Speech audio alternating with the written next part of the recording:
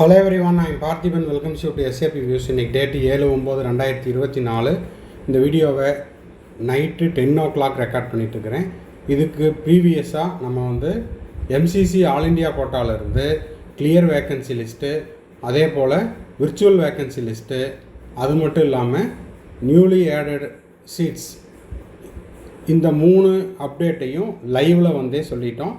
First நம்ம எஸ்ஏபிவிஎஸ் YouTube channel தான் லைவில் வந்து சொன்னோம் அப்படிங்கிறத இந்த நேரத்தில் வியூவர்ஸ், ஸ்டூடெண்ட்ஸ், சப்ஸ்கிரைபர்ஸ் சார்பாக ரொம்ப ஒரு பெருமையோடு சொல்லிக்கிறதுக்கு உங்கள் சார்பாக சொல்லிக்கிறேன். இப்போ பார்த்திங்கன்னா MCC all India quota round 2க்கு சாய்ஸ் ஃபில்லிங் பண்ணணும். அதே போல் எனக்கு ஆல் இண்டியா கோட்டா ரவுண்ட் 1 ஒரு சீட்டு கிடச்சிது.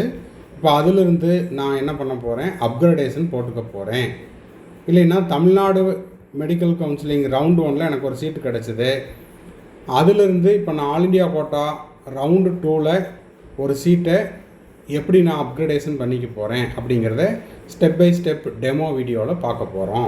ஓகேங்களா? ஏற்கனவே உங்களுக்கு all India quota round 1 choice fill பண்ண எக்ஸ்பீரியன்ஸ் இருக்கும். அதே மாதிரி தான் இப்போது அதிலிருந்து நம்ம கொஞ்சம் கவனமாக செய்யணும். எப்படி அப்படின்னா, உங்களுக்கு எத்தனை காலேஜ் கிடச்சிதோ ஓகேங்களா, அதில் செலக்டிவாக போடணும். ஏன்னா ஆல் இண்டியா கோட்டா ரவுண்ட் 2 உங்களுக்கு ஃப்ரீ எக்ஸிட் கிடையாது. ஒருவேளை ரவுண்ட் 2 ஒரு சீட்டு கிடச்சி அந்த சீட்டில் நீங்கள் போய் சேராமல் விட்டீங்க அப்படின்னா உங்களுக்கான செக்யூரிட்டி டெபாசிட் ஃபோர்ஃபீச்சர் ஆகிவிடும். சரி, இப்போது என்ன பண்ணுறோம், எம்சிசி ஆல் இண்டியா கோட்டானுடைய அஃபீஷியல் வெப்சைட்டில் கீழே நியூ ரெஜிஸ்ட்ரேஷனை கிளிக் பண்ணுங்கள். அதில் நீங்கள் ஆல்ரெடி ரெஜிஸ்டர்டு கேண்டிடேட்டாக இருந்தால் உங்களுடைய நீட் யூஜி ரோல் நம்பரை டைப் பண்ணுங்கள், உங்களுடைய பாஸ்வேர்டை டைப் பண்ணுங்கள், செக்யூரிட்டி பின் கேப்சா கோடு கீழே இருக்கும், அதையும் டைப் பண்ணிவிட்டு சைன்இன் கொடுங்க. நியூ கேண்டிடேட், நான் ரவுண்ட் 1 ரெஜிஸ்டர் பண்ணல, இப்போ தான் ரெஜிஸ்டர் பண்ண போகிறேன் அப்படின்னா ஃபர்ஸ்ட் ரெஜிஸ்ட்ரேஷன் கொடுத்துக்கலாம். சரி, இப்போது இந்த கேண்டிடேட் ஆல்ரெடி ரவுண்ட் 1 ரெஜிஸ்டர் பண்ணியிருக்கிறாரு. இப்போ அப்கிரேடேஷன் தேவைப்படுது அப்படின்னா சப்மிட் கொடுத்து செகண்ட் பேஜுக்கு போனீங்கன்னா ஓடிபி ஆத்தென்டிகேஷன் ரெக்வயர்டு அப்படின்னு வரும். இந்த இடத்துல send OTP on registered mail ஐடிக்கு வேணுமா இல்லை ரெஜிஸ்டர்டு மொபைல் நம்பருக்கு வேணுமான்னு கேட்கும். அப்போ நீங்கள் என்ன பண்ணுறீங்க, ரெஜிஸ்டர் மொபைல் நம்பரை கொடுங்க. இந்த கேண்டிடேட்டுக்கு மொபைல் நம்பர் தான் கொடுத்தோம். அப்போது நீங்கள் வந்து எம்சிசி ஆல் இண்டியா கோட்டாவில் ரெஜிஸ்டர் பண்ணும்போது எந்த மொபைல் நம்பர் கொடுத்தீங்களோ அந்த மொபைல் நம்பருக்கு ஒரு ஓடிபி வரும். சென்ட் ஓடிபி கொடுத்தீங்கன்னா உங்களுக்கு வந்து என்ன ஆகுது, ஓடிபி வரும். ஓகேங்களா? இந்த ஓடிபி எடுத்துகிட்டு போயிட்டு இது வந்து எப்போது நம்ம இந்த ஸ்க்ரீன்ஷாட் எடுத்தோங்கிறதையும் காமிச்சிடலாம். செப்டம்பர் 6, அதாவது இன்றைக்கி டேட்டில் செப்டம்பர் 6, 2024 9:17 AM பார்த்துட்ருக்குறோம். ஓகேங்களா? சரி, இப்போது இதெல்லாம் பார்த்துட்டு நம்ம ஆல்ரெடி ரெஜிஸ்டர் பண்ணி வச்சுட்டோம். இப்போது அவைலபிள் சாய்ஸஸ் வந்து 446. இன்னமும் நம்ம என்ன பண்ணல, சாய்ஸ் ஃபில் பண்ணல, அதனால் 0. அன்ஃபில்டு சாய்ஸ் எவ்வளவு, 446. இன்னமும் லாக் பண்ணல, அதனால் எத்தனை சாய்ஸஸை இப்போ நம்ம லாக் பண்ண போகிறோம். எத்தனை சாய்ஸஸ் லாக் பண்ண போகிறோம், என்டர் த பாஸ்வேர்டு கொடுங்க. பாஸ்வேர்டை என்டர் பண்ணிவிட்டு சப்மிட் கொடுத்துருங்க. க்ரீன் கலரில் சப்மிட் கொடுத்தீங்கன்னா உங்களுக்கு வந்து என்ன ஆகுது,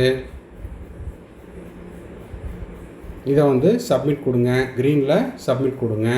சப்மிட் கொடுத்ததுக்கப்புறம் உங்களுக்கு அவைலபிள் சாய்ஸ் 446, ஃபில்டு சாய்ஸ் இன்னும் எதுவும் கொடுக்கல, அன்ஃபில்டு சாய்ஸ் 446. இப்போது சாய்ஸ் ஃபில்லிங்கில் நியூவை கிளிக் பண்ணுங்கள்.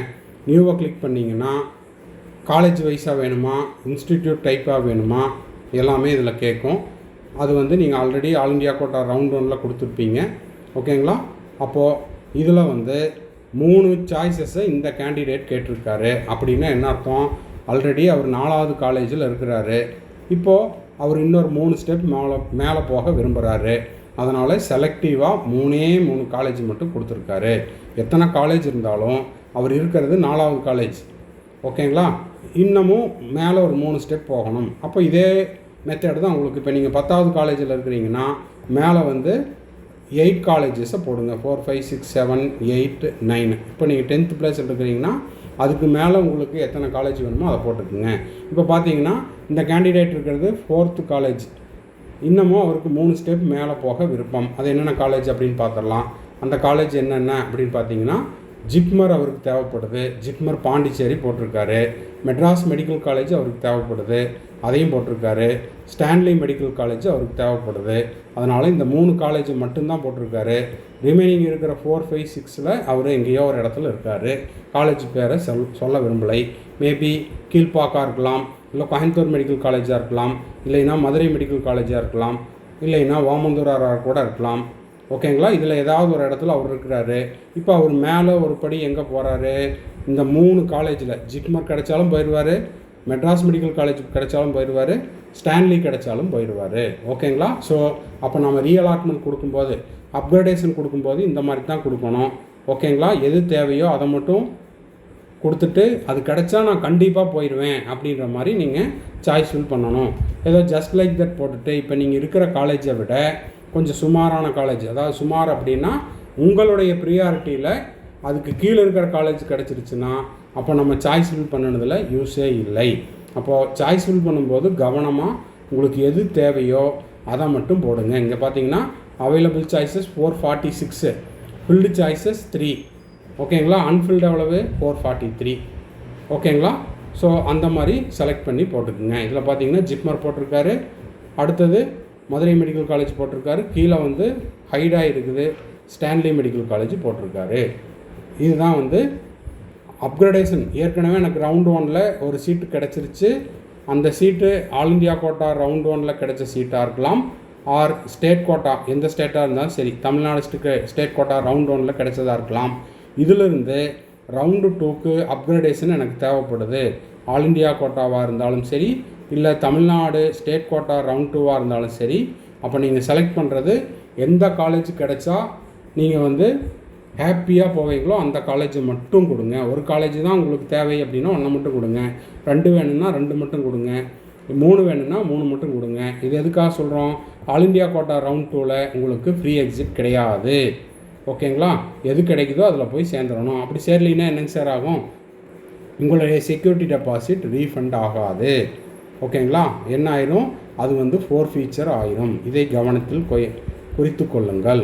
ஓகேங்களா? ஸோ இந்த வீடியோ உங்களுக்கு யூஸ்ஃபுல்லாக இருந்தால் மறக்காமல் லைக் பண்ணிடுங்க. ஏன்னா நைட் 10 o'clock கண்ணு முழிச்சு உங்களுக்காக வீடியோ போஸ்ட் பண்ணிகிட்ருக்குறோம். அது மட்டும் இல்லாமல் இந்த வீடியோவை இது வரைக்கும் நம்ம சேனலை இது வரைக்கும் சப்ஸ்கிரைப் பண்ணாமையே பார்த்துட்ருக்குறீங்க அப்படின்னா மறக்காமல் சப்ஸ்கிரைப் பண்ணிவிட்டு பெல் ஐக்கானை கிளிக் பண்ணி வச்சு போட்டிங்கன்னா நம்ம போடுற எல்லா வீடியோஸும் கவுன்சிலிங் ப்ராசஸினுடைய கடைசி நாள் செக்யூரிட்டி டெபாசிட் ரீஃபண்ட் ஆகிற வரைக்கும் நம்ம போடுற எல்லா வீடியோஸும் உங்களுக்கு நோட்டிஃபிகேஷனாக வந்துடும்.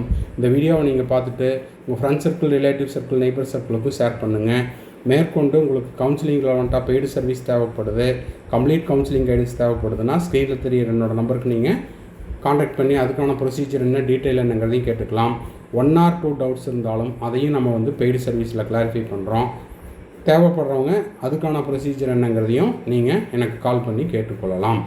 மறுபடியும் அடுத்த ஒரு வீடியோவில் அடுத்த ஒரு அப்டேட்டோட மீட் பண்ணுறேன். டில் தென் பாய், see you, have a nice day and thanks for watching.